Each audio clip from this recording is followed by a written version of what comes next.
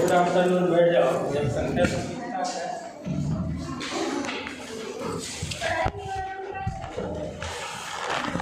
पढ़ाई नहीं हो रहा है तो बैठ के पढ़ो।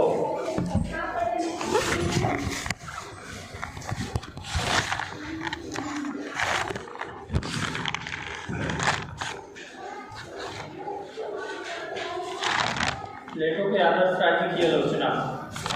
आदर्श राज्य समझ में आ गया है क्या है? एक पीडीएफ भेजा हूँ ग्रुप में, ध्यान दें। ठीक है, बहुत सारा चीज है, उससे और समझ में आ जाएगा। ठीक है,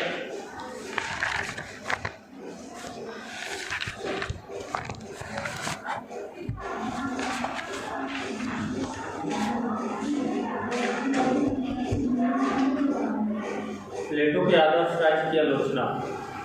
प्लेटो का जो आदर्श राज्य है वह कैसा है हमने देख लिया है। ठीक है, प्लेटो के आदर्श राज्य में क्या क्या दोष निकल सकते हैं, ठीक है, उसको बोला जाता है आलोचना। ठीक है, मतलब प्लेटो के आदर्श राज्य से क्या क्या आलोचना निकल के सामने आता है, दोष को ही आलोचना होगा। ठीक है, हम किसी के अंदर कमियां ढूंढते हैं और उस कमियों को जब ढूंढ लेते हैं तो क्या करते हैं, उसकी आलोचना करते हैं।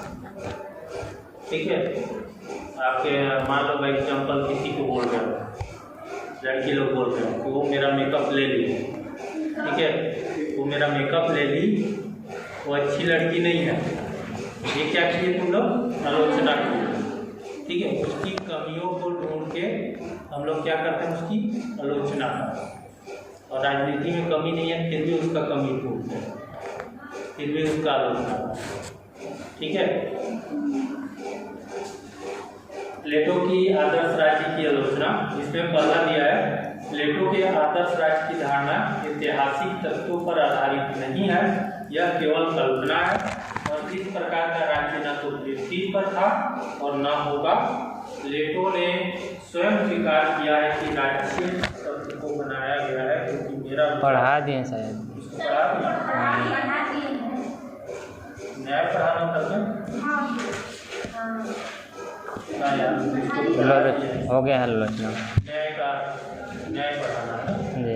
प्लेटो के आदर्श राज्य का न्याय क्या है? ठीक है, न्याय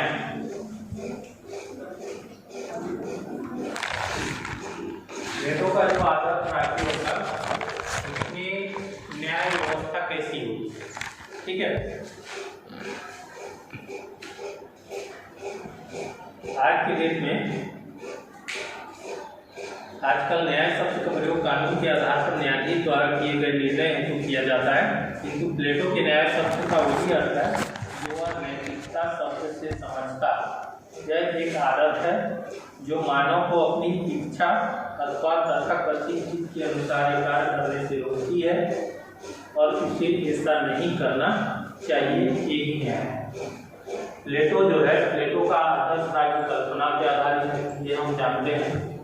अब प्लेटो जो न्याय चाहता है उसके न्याय का आधार नैतिकता। ठीक है, अगर हमारे मन में ये आता है कि हमें बुरा नहीं करना चाहिए तो क्या है? न्याय। समझ में आ रहा है? हमारे मन में आता है ना किसी को नहीं मारना चाहिए तो क्या है? न्याय। प्लेटो के न्याय का आधार क्या है? नैतिकता है। मतलब व्यक्ति के मस्तिष्क में होना चाहिए कि हमें न्याय करना है, किसी का बुरा नहीं करना है, यही न्याय है। समझ में आ रहा है? मतलब प्लेटो बोलता है कि व्यक्ति के अंदर ही न्याय की भावना होनी चाहिए। ठीक है, नैतिकता, व्यक्ति के नैतिकता में न्याय होना चाहिए, हमारे मस्तिष्क में होना चाहिए कि हमें किसी को का बुरा नहीं करना चाहिए, यही न्याय है। समझ में आ रहा है? थोड़ा ये अलग टाइप का है। हम न्याय का मतलब क्या समझते हैं कि जो जज होगा कोर्ट में बैठता है, जो जज वो न्याय करेगा। ठीक है, उसको हम लोग न्याय मानते हैं। लेकिन प्लेटो यहाँ पर जस्ट मतलब कल्पना के आधार पर नैतिकता को न्याय मानता है कि हम किसी का के ऊपर परोपकार की भावना रखें, किसी के बारे में अच्छा सोचें, किसी का बुरा ना करें, ये न्याय है। प्लेटो के अनुसार। समझ में आ रहा है? अरस्तु के शब्दों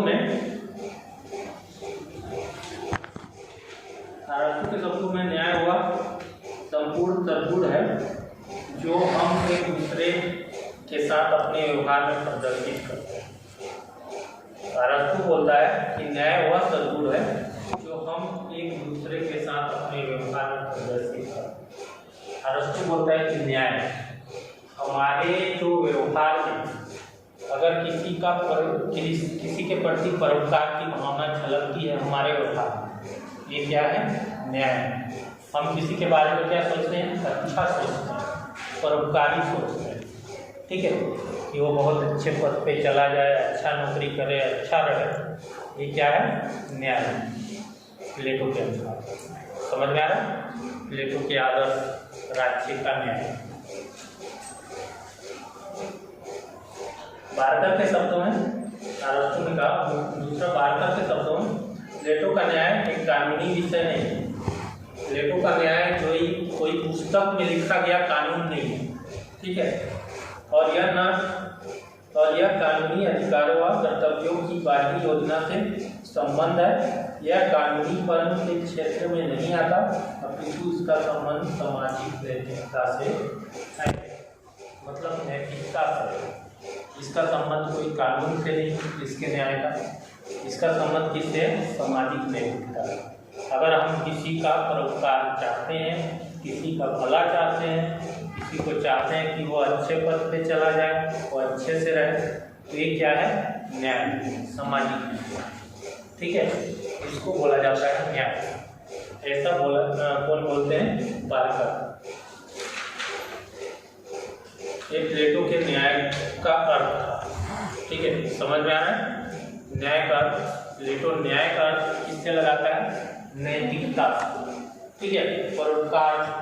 अगर हमारे दिमाग में किसी के प्रति नैतिकता है, परोपकार की भावना है, किसी के लिए हम अच्छा सोच रहे हैं, तो ये क्या है? न्याय, ठीक है, यही न्याय है प्लेटो के अनुसार।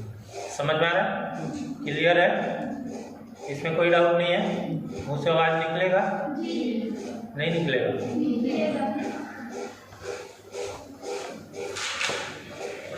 आगे दिया है प्लेटो का न्याय सिद्धांत। प्लेटो का न्याय सिद्धांत।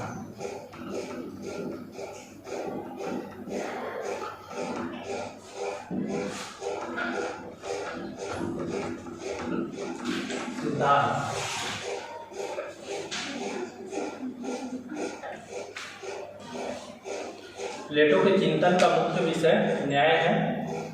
इनकी प्रकृति व खोजी ही वस्तु, इसकी रचना, रिपब्लिक का उद्देश्य। प्लेटो के अनुसार न्याय का संबंध व्यक्ति की आत्मा में है। राज्य चूंकि व्यक्ति से विकट रूप है, अतः व्यक्ति की आत्मा व राज्य में न्याय की स्थिर स्वरूप में एक सी है। प्लेटो बोलता है कि न्याय जो है व्यक्ति की आत्मा में होना चाहिए। व्यक्ति के किस में होना चाहिए? आत्मा में होना चाहिए। नैतिकता किसके अंदर होता है? शरीर के अंदर होता है, मस्तिष्क में होता है, ठीक है, लिखा हुआ होता है नैतिकता। मतलब प्लेटो बोलता है कि न्याय जो है व्यक्ति के आत्मा में होनी चाहिए, हमारे खून में होना चाहिए, कि हमें दूसरों का न्याय करना है, दूसरों के प्रति परोपकार करना है। समझ में आ रहा है? आगे बोला है प्लेटो के न्याय के दो रूप है। पहला बोला है सामाजिक न्याय।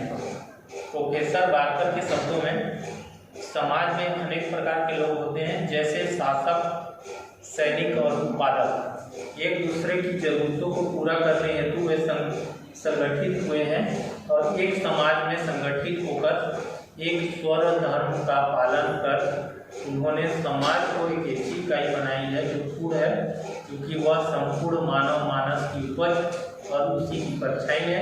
सामाजिक जीवन की इसी मूलभूत सिद्धांतों को प्लेटो ने न्याय की संज्ञा दी। प्लेटो बोलता है, बार्कर बोलते हैं कि प्लेटो का जो आदर्श न्याय होगा, आदर्श राज्य का जो न्याय होगा, वह बोलता है कि सामाजिक न्याय से पहला जो तत्व बताया गया है वह सामाजिक न्याय है। मतलब कोई व्यक्ति अगर समाज के हित में काम करता है, एक समाज मिल के, जैसे उत्पादक वर्ग, समझ आ रहा है? उत्पादक वर्ग क्या करेगा? उत्पादन करेगा, ठीक है। एक समाज हो गया, उत्पादक वर्ग एक समाज, ठीक है। और सभी मिलके क्या करते हैं? उत्पादन का कार्य करते हैं, उत्पादन का काम कर रहे हैं। एक समाज मिलके पूरे राज्य के लिए क्या कर रहा है?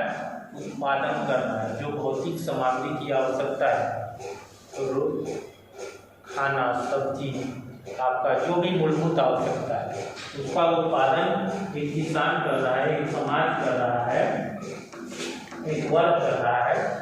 और उसके बाद उत्पादन करके वो क्या कर रहा है? परोपकार कर रहा है। मतलब उसके अंदर क्या है? परोपकार की भावना, ठीक है। धार्मिकता पे चले जाइए, रामायण महाभारत पे, ठीक है। मतलब अपने आप को बहुत पीछे ले जाइए, तब समझ में, ठीक है। मतलब एक वर्ग क्या कर रहा है? उत्पादन का काम कर रहा है, ठीक है। सब्जी उगा रहा है, फसल उगा रहा है, चावल उगा रहा है, गेहूँ उगा रहा है, दाल उगा रहा है, एक समाज, समझ में आ रहा है? और इससे क्या हो रहा है? पूरा राज्य क्या कर रहा है? खा रहा है।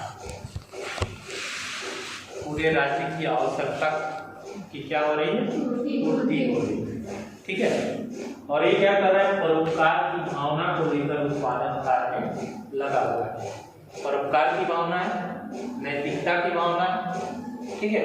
मतलब एक तरीके से क्या कर रहा है? सामाजिक न्याय कर रहा है, समझ में आ रहा है? जब समाज का एक वर्ग मिल के अगर कोई कार्य को करता है और मूलभूत जो भौतिक आवश्यकता की पूर्ति होता है वह राज्य के लिए पूरा करता है उससे, तो उसको सामाजिक न्याय बोलेंगे, समझ में आ रहा है? मतलब वो अपने धर्म का कर्तव्य का पालन कर रहा है और दूसरे के ऊपर क्या कर रहा है? परोपकार कर रहा है, ठीक है। ये एक तरीके से न्याय, समझ में आ रहा है? न्याय का तात्पर्य यहाँ पर कुछ अलग है, समझ में आ रहा है? एकदम पीछे चले जाओ, एकदम पीछे, संविधान विधान के बारे में मत सोचो, ठीक है। आज के डेट पे अगर मजदूर भी अगर कोई काम करता है वो व्यक्तिगत स्वार्थ है, ठीक है, कि मेरे को पैसा मिले। लेकिन प्लेटो बोलता है कि ये कोई मजदूर अगर काम कर रहा है तो क्या भावना लेके कर रहा है? परोपकार की भावना। मैं मजदूरी कर रहा हूँ, उससे 1000 लोग का क्या होगा? पेट भरेगा, ठीक है। इसको एक सामाजिक न्याय का रूप दिया गया। आगे दिया है, न्याय का प्रयोजन आत्मा के तीनों तत्व समय व्यवस्था, समाज व्यवस्था, व्यवस्था को कायम रखना है। यह सामंजस्य आत्मा हेतु उतना ही जरूरी है जितना कि शरीर हेतु स्वास्थ्य। और इस प्रकार हम कह सकते हैं कि न्याय जहाँ एक और समाज में सामंजस्य स्थापित करने के कारण राज्य को एक माला में पिरोने वाला सामाजिक गुण है, वहीं दूसरी तरफ व्यक्तिगत गुण ही है, क्योंकि यह मानव के आध्यात्मिक संतुलन को ठीक बनाकर उसे श्रेष्ठ एवं सामाजिक बनाता है। एक तरीके से आप यह कह सकते हैं कि व्यक्ति के अंदर, मतलब ये जो परोपकार की भावना है ये व्यक्ति के आत्मा में होना चाहिए। और यह जैसे कहने का तात्पर्य है, इसमें बोला गया है कि न्याय, सामाजिक न्याय, एक तरीके से उत्पादक वर्ग उत्पादन करता है और उत्पादन करने के बाद वह राज्य की जो भौतिक आवश्यकता की वस्तु होता है उसको पूरा करता है, उत्पादन करता है, ठीक है। एक तरीके से वो क्या कर रहा है? परोपकार कर रहा है। और जब परोपकार कर रहा है तो वह क्या कर रहा है? नैतिकता का काम कर रहा है, उसके अंदर नैतिकता है, इसीलिए वह परोपकार कर रहा है। और परोपकार कर रहा है तो एक तरीके से वो क्या कर रहा है? न्याय कर रहा है, समझ में आ रहा है? एक सामाजिक न्याय मतलब बहुत सारे लोगों के लिए एक समाज जो है क्या कर रहा है? उत्पादन कर रहा है और उत्पादन से उनकी आवश्यकता की पूर्ति कर रहा है। एक कहलाएगा सामाजिक न्याय, एक तरीके से व्यक्तिगत न्याय। दूसरा बोला है व्यक्तिगत न्याय। ध्यान देना, बता दे रहा हूँ, आया हूँ फर्स्ट ईयर में पीटूंगा तो इसी में फील्ड, ठीक पहला क्या था, सामाजिक न्याय। क्लियर है?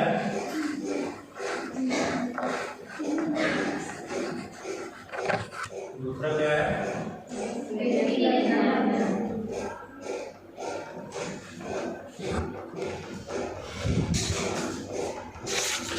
व्यक्तिगत न्याय।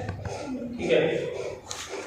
प्लेटो के मतानुसार जिस प्रकार राज्य में विवेक, साहस, संयम का निवास होता है, उसी प्रकार मानव के दिमाग में शासक, सैनिक और उत्पादक के गुण विद्यमान होते हैं। जिस मानव में दिमाग अथवा आत्मा में विवेक की अधिकता है वह दार्शनिक शासक वर्ग होता है। साहस से परिपूर्ण व्यक्ति सैनिक वर्ग और विवेक से युक्त व्यक्ति उत्पादक वर्ग का निर्माण करता है।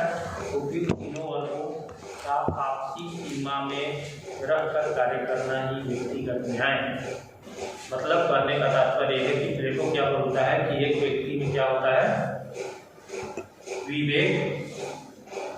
विवेक, शासन, सैनिक और उत्पादक तीनों गुण होते हैं। ठीक है। शासक, सैनिक और उत्पादक तीनों गुण होते हैं। एक व्यक्ति है, मान लो उनके अंदर शासन करने का भी गुण है,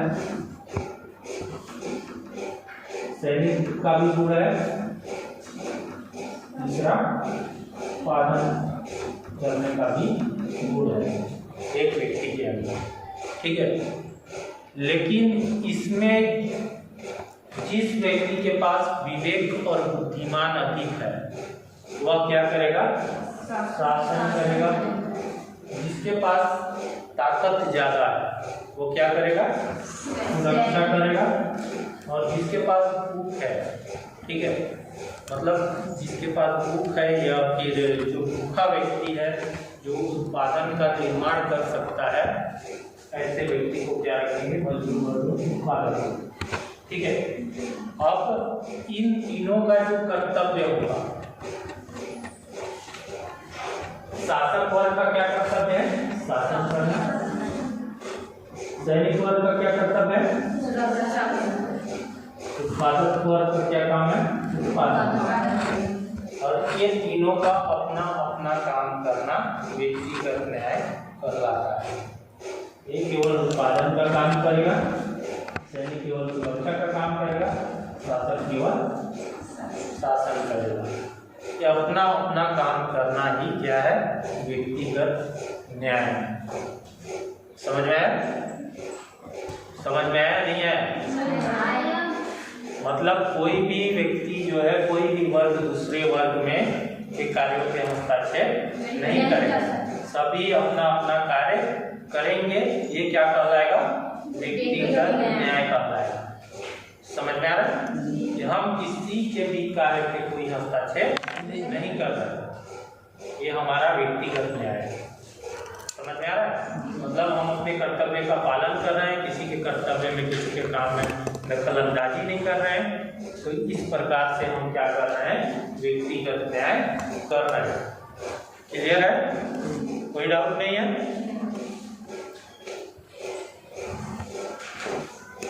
आगे भी है, प्लेटो के उपयुक्त धारणा को डॉक्टर रजने ने स्पष्ट करते हुए कहा कि सब प्रत्येक व्यक्ति का अपना कार्य करना और दूसरे के कार्य में हस्तक्षेप न करना ही न्याय है।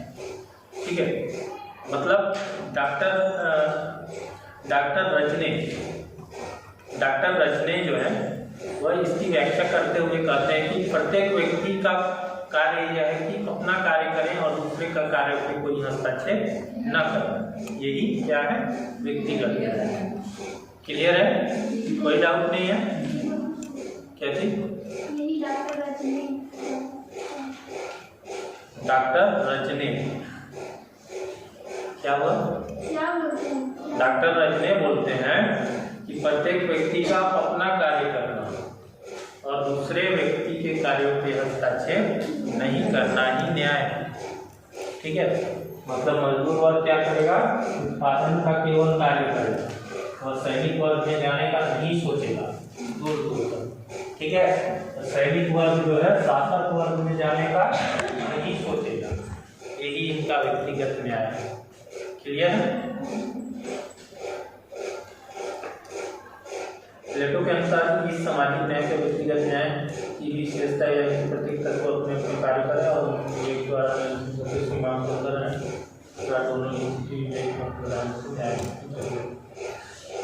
प्लेटो के न्याय सिद्धांत की विशेषता। न्याय सिद्धांत हो गया प्लेटो का न्याय सिद्धांत। क्लियर है इतना?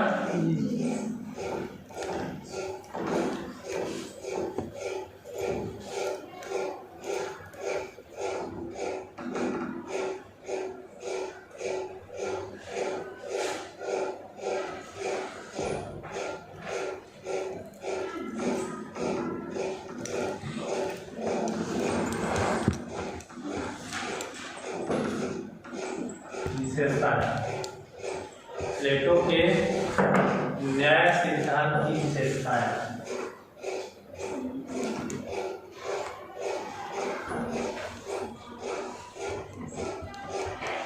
प्लेटो के न्याय सिद्धांत की विशेषता क्या है? ठीक है, न्याय सिद्धांत विधिक न होकर नैतिक होगा।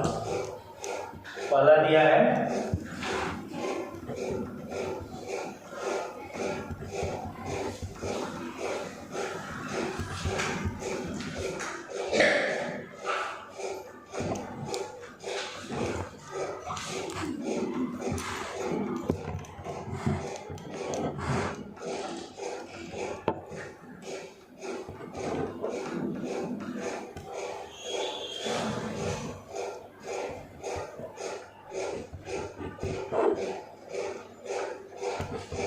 विधिक न होकर नैतिक हुआ।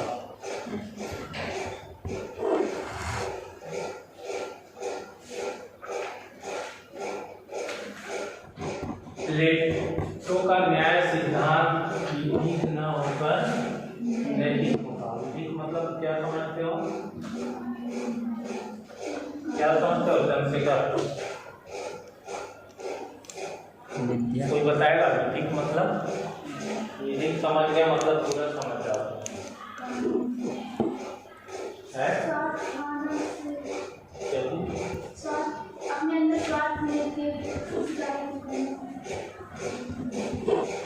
न्याय सिद्धांत विधि मतलब इसको लिख लो, मान लो लिखित, किसी नियम पर आधारित न्याय नहीं होगा या लिखित नहीं होगा। ठीक है, लिखित ना होके क्या होगा? नैतिक होगा। हमारा संविधान क्या है? विधिक है, लिखित है। ठीक है, लेकिन प्लेटो का सिद्धांत क्या होगा? विधिक ना होके नैतिक होगा। प्लेटो का न्याय जो होगा वो कहीं लिखा गया नहीं होगा, व्यक्ति के किस में होना चाहिए? दिमाग में, मस्तिष्क में होना चाहिए, नैतिकता पे आधारित। मतलब मेरे अंदर है कि मैं किसी का गलत ना करूं, हमेशा किसी सभी का अच्छा ही सोचूं, किसी के प्रति द्वेष की भावना ना रखूं। यही क्या है? न्याय। मतलब इसको क्या बोलेंगे? नैतिक। समझ में आ गया? प्लेटो का जो सिद्धांत होगा, न्याय का सिद्धांत, वह नैतिक होगा, विधिक नहीं होगा। मतलब लिखित न होके नैतिक होगा, आत्मा के अंदर होगा, मेरे खून में होगा न्याय करना। ऐसे व्यक्ति देखे हो? तुम लोग के अंदर नहीं है? दूसरे का बुरा चाहते हो है? इसको मारना चाहते हो? बबीता चाहती है उसकी सहेली आगे मत बढ़े। लड़कियां ज़्यादा जलते हैं, लड़कियां ऐसा है। कैसे चल सकेगा? एक लड़कियां जो है एक रूम में ज़्यादा दिन तक नहीं रह सकती और चालू होते हैं। मतलब जितना दिन लड़के रख सकते हैं उतना दिन लड़कियां नहीं रख सकती। मतलब खुद से समझना, इस चीज़ को ऑब्जर्व करना। हम लोग जब पढ़ाई कर रहे थे ना, हम लोग अंबिकापुर में पीजी कर रहे थे, 3 लोग एक ग्रुप में रहते थे, लड़के लोग। ठीक है, तो तीनों मिलके शेयर करते थे किराया। वहीं बगल में एक रूम में लड़कियां भी रहती थी 3। 1 महीना के बाद तीनों अलग अलग रूम ले लिए लड़के। ठीक है, समझ गया। ऐसा ऐसा होता है, मतलब बुरा मत मानना, ऐसे ही बोल रहा हूँ। मतलब कहने का तात्पर्य है कि हो गया, छोड़ो, ठीक है। न्याय जो है नैतिकता होना चाहिए, मतलब सभी जो है दूसरे के बारे में परोपकार की भावना रखें, ठीक है, किसी के बारे में गलत ना सोचें, ठीक है, ये चीज़ होना भी चाहिए व्यक्ति के अंदर, ठीक है। क्योंकि जो जिसके बारे में जितना सोचता है, परोपकार की भावना सोचता है, तो वह अपने अंदर भी, मतलब उसके लिए भी, मतलब हम किसी के लिए अच्छा सोच रहे हैं, अगला व्यक्ति भी हमारे लिए अच्छा ही सोचेगा, बुरा तो नहीं सोचेगा। आप किसी का सहयोग कर रहे हैं तो भी व्यक्ति क्या करेगा, सहयोग ही करेगा, मतलब हम दूसरे को जो देंगे वो हमें मिलेगा। हम दूसरे का सम्मान कर रहे हैं, अगला व्यक्ति भी हमारा सम्मान करेगा, ठीक है। मतलब नैतिकता को ही न्याय प्लेटो ने माना, क्लियर है। दूसरा बोला है कार्य विशिष्टता का सिद्धांत, कार्य विशिष्टता का सिद्धांत।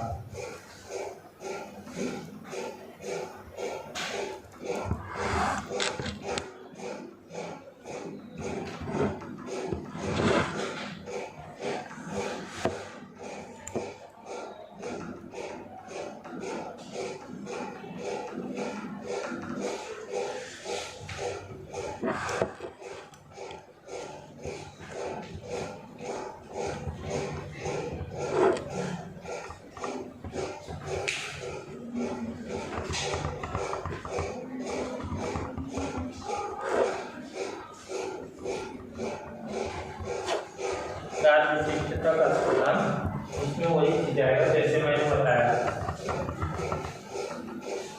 कि प्लेटो बोलता है कि कार्य, जैसे उन प्लेटो ने 3 वर्ग में बांटा है, शासक वर्ग, सैनिक वर्ग, पूरा जो उसका आदर्श राज्य है वो पूरा का पूरा इसी पे रहा, ठीक है। मतलब जो व्यक्ति जिस कार्य के लिए करने के लिए योग्य है वही कार्य उसे करना चाहिए, और दूसरे व्यक्ति के कार्य में हस्ताक्षेप नहीं करना, यही कहलाता है कार्य विशिष्टता का सिद्धांत, ठीक है। मतलब शासक वर्ग अपना काम करेगा, सैनिक अपना करेगा, उस कार्य अपना करेगा, दूसरे के कार्यों में कोई हस्ताक्षेप नहीं करेगा, यही कहलाएगा कार्य विशिष्टता का सिद्धांत। मतलब दूसरे के कार्यों पे हस्ताक्षेप न करें, अपना काम, अपना जो दायरा है वह काम स्वयं करें, ठीक है, ये कहा जाएगा कार्य विशिष्टता का सिद्धांत।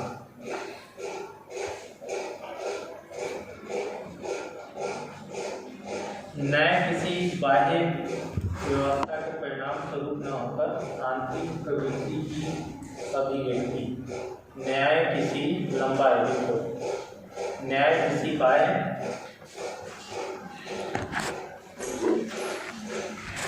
किसी बाह्य व्यवस्था के परिणाम स्वरूप न होकर आंतरिक प्रवृत्ति की अभिव्यक्ति। न्याय किसी बाह्य व्यवस्था के परिणाम स्वरूप न होकर आंतरिक प्रवृत्ति की अभिव्यक्ति।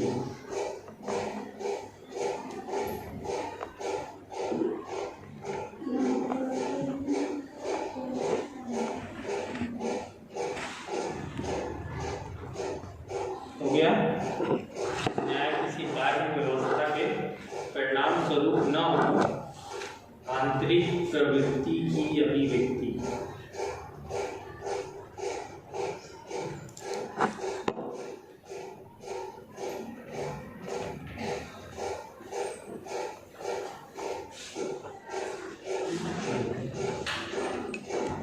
बताओ, न्याय किसी, बोलो, न्याय किसी व्यवस्था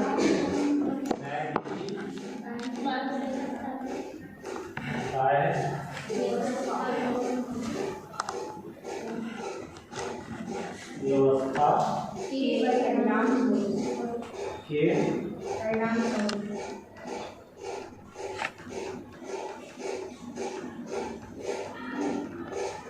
परिणाम स्वरूप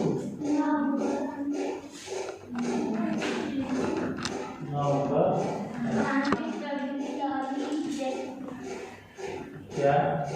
आंतरिक आंतरिक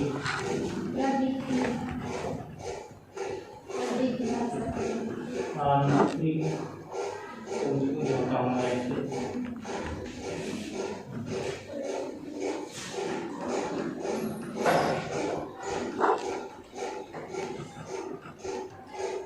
आंतरिक प्रवृत्ति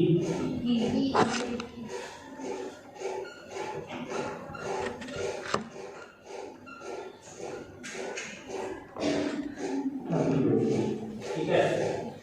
इसमें समझना प्लेटो का जो न्याय सिद्धांत है वह न्याय किसी बाह्य व्यवस्था के परिणाम स्वरूप न होकर आंतरिक प्रवृत्ति की अभिव्यक्ति है।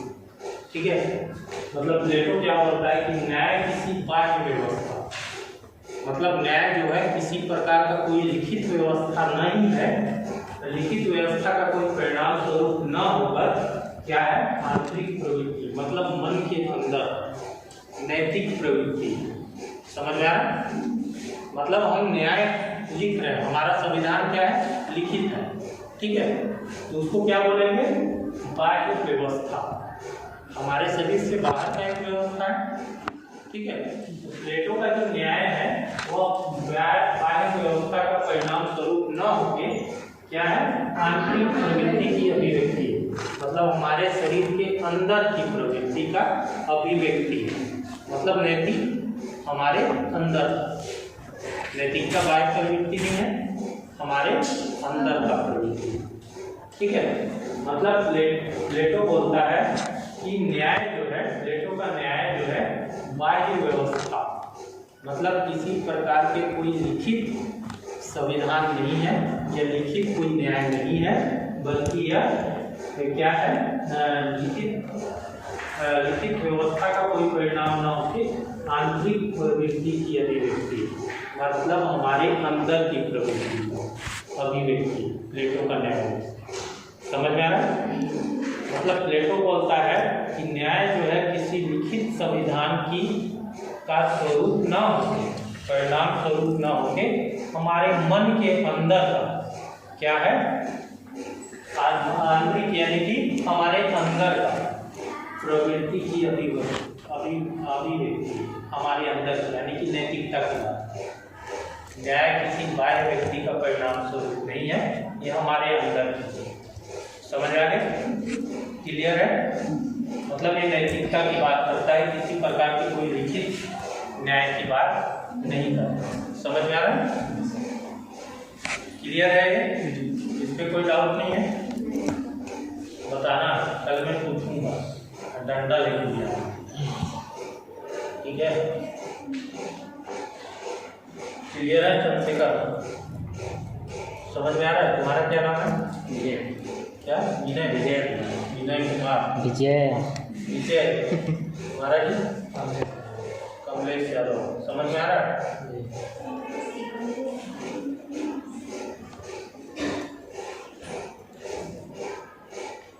अभिव्यक्ति और चौथा क्या है अभिव्यक्तिवाद विरोधी तथा सावयव एकता का सिद्धांत। अतिव्यक्तिवाद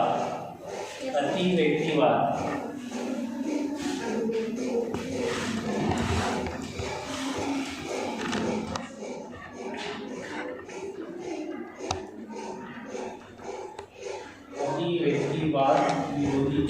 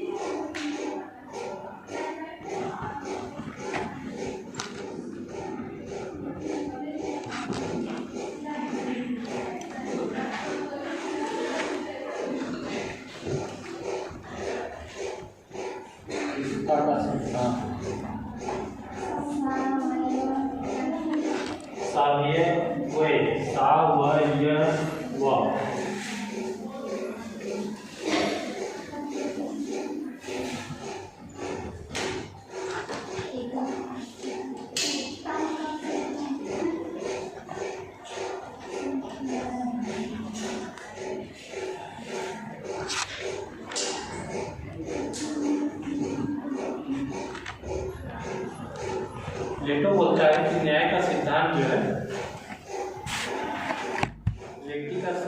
व्यक्ति के समस्त अंग है और समाज के विकास में ही व्यक्ति का विकास नहीं था। कार्य विशिष्ट का सिद्धांत वर्गों एवं व्यक्तियों से भिन्नता पैदा करने हेतु नहीं अपितु एकता पैदा करने हेतु अपनाया गया। मतलब प्लेटो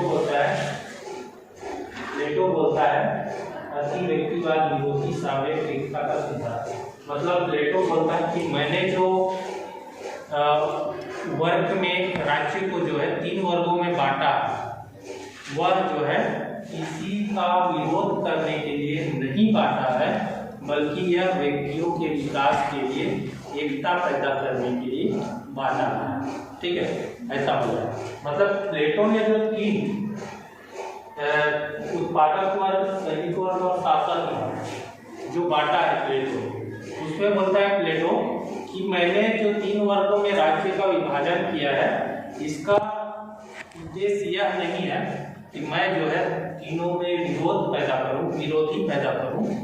मतलब मैं राज्य की एकता निर्धारित करने के लिए राज्य को 3 वर्ग में बांट रहा हूँ। ठीक है, क्योंकि जब शासक वर्ग केवल शासन का काम करेगा, वो दूसरे वर्ग में जाने का नहीं सोचेगा, सैनिक वर्ग दूसरे वर्ग में जाने का नहीं सोचेगा और उत्पादक वर्ग दूसरे वर्ग में जाने का नहीं सोचेगा।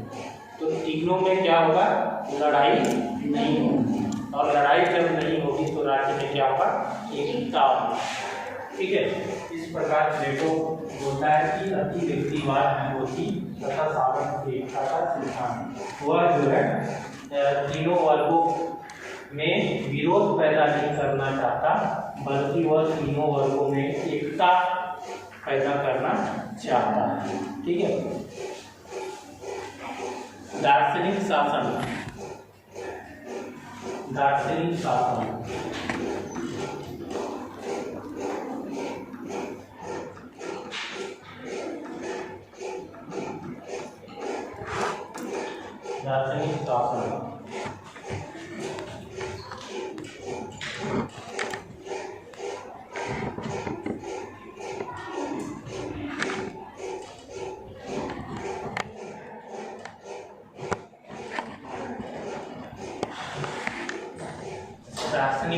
दार्शनिक शासन को नहीं बताया आपने, ये समझ रहे हो?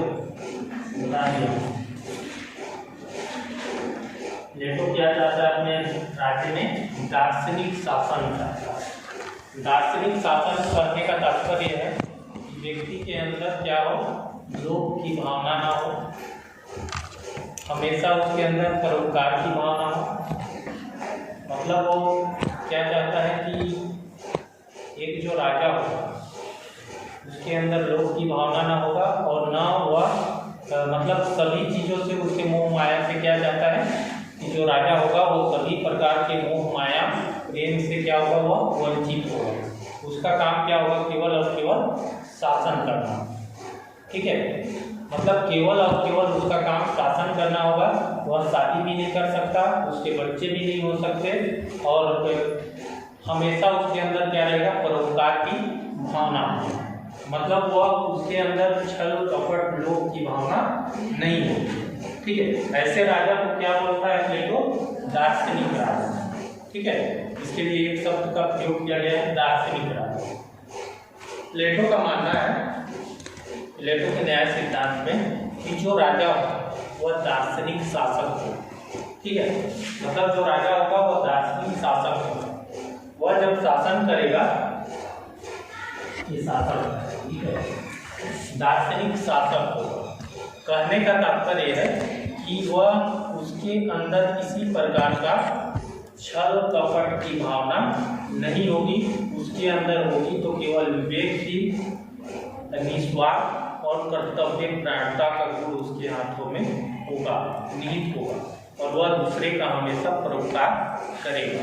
ठीक है, और जब उसके अंदर परोपकार की भावना होगी, किसी प्रकार की कोई छल कपट की भावना नहीं होगी, उसके अंदर विवेक का भावना होगा, तो ऐसे में क्या करेगा? वो न्याय करेगा। ठीक है, न्याय की भावना उसके अंदर होगी, और उपयुक्त गुणों से युक्त व्यक्ति को ही प्लेटो ने दार्शनिक शासन का नाम दिया है और योग्य शासन हेतु सैनिक का शासन, वर्ग से संपत्ति और स्त्री संवाद की व्यवस्था हो ताकि निस्वार्थ भाव से समाज सेवा कर सके।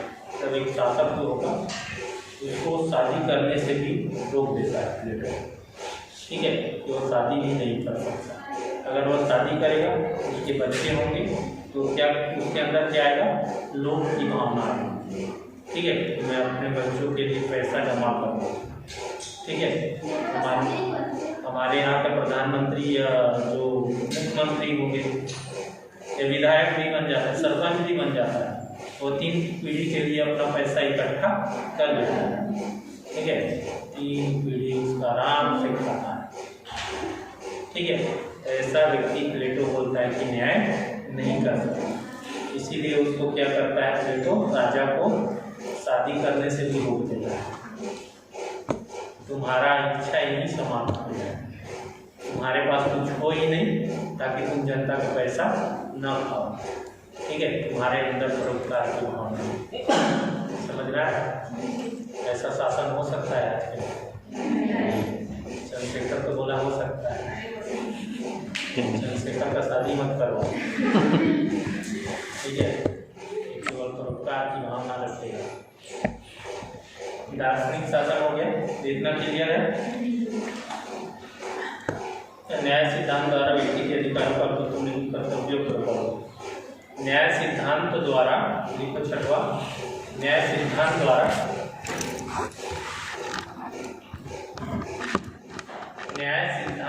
व्यक्ति के अधिकार पर नहीं, न्याय सिद्धांत द्वारा व्यक्ति के अधिकारों पर नहीं अपितु कर्तव्यों पर बल,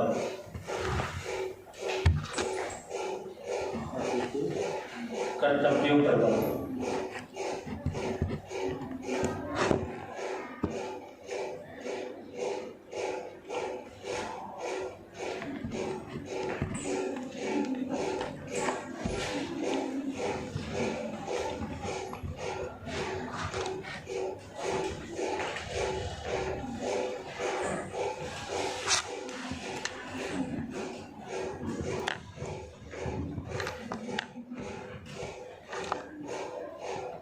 न्याय सिद्धांत द्वारा व्यक्ति के अधिकार पर नहीं कर्तव्य पर बल देगा। प्लेटो का न्याय सिद्धांत जो होगा वो अधिकार पर नहीं कर्तव्य पर ज़्यादा बल देगा, ठीक है।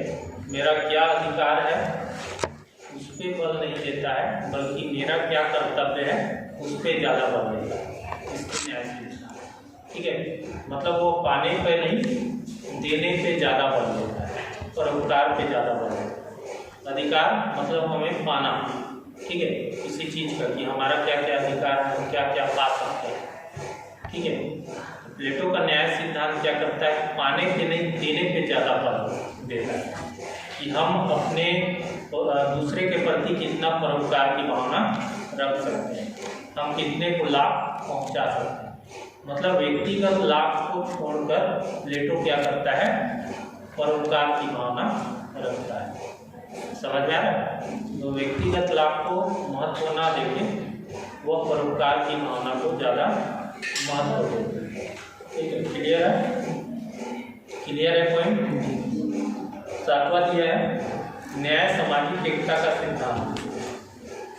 न्याय सामाजिक एकता का सिद्धांत, न्याय सामाजिक एकता का सिद्धांत।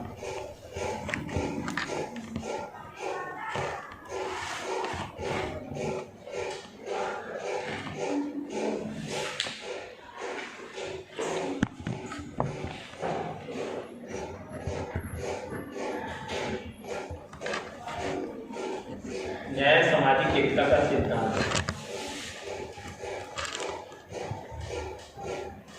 प्लेटो को कथन की कार्य बोला था,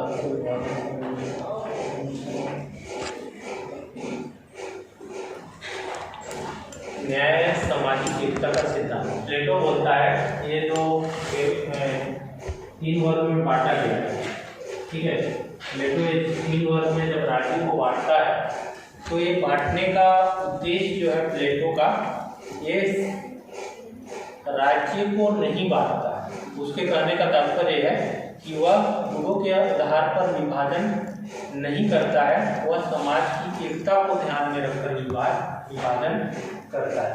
मतलब प्लेटो जो है राज्य को मान के नहीं बांटता है, वह एकता बनाने के लिए जो है शासक वर्ग, सैनिक और उत्पादक वर्ग में बांटता है कि राज्य का एकता बनी है, राज्य जो है न टूटे, आपस में लोग लड़ाई न करें, इसलिए वह जो है राज्य को 3 वर्ग में बांटता है। गुण के आधार पे मैं नहीं बांटता हूँ बोलता है, एकता के आधार पे मैं राज्य का वर्गीकरण करता हूँ। ठीक है, मतलब वह राज्य को जो है गुण के आधार पे नहीं बांटना चाहता, वह राज्य को जो है एकता के लिए बांटता है। ठीक है, कि राज्य में एकता बनी है।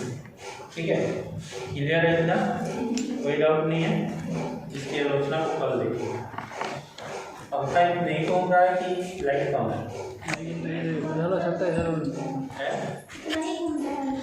हमेशा इतना घूमता है? नहीं, उधर चलता है, इधर नहीं कब घूमता है। तो कम होगा? नहीं, बढ़ा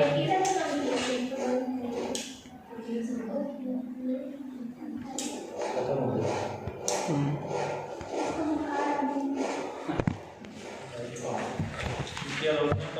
इतना धीरे पढ़ा रहा हूँ, समझ में आ जाएगा। फिर सच्ची में डरना मारूंगा। ठीक है,